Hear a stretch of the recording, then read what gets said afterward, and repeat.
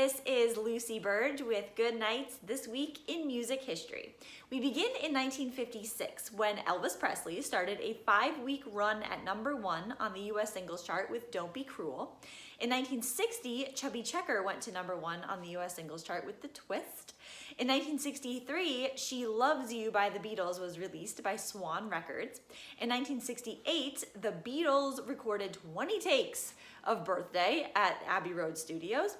In 1969, John Lennon announced he was leaving the Beatles during a meeting in London with his bandmates.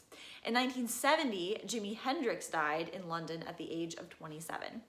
Also in 1970, Diana Ross started a 3-week run at #1 on the US singles chart with Ain't No Mountain High Enough. In 1973, Jim Croce was killed with 5 others when his chartered plane hit a tree on takeoff in Louisiana.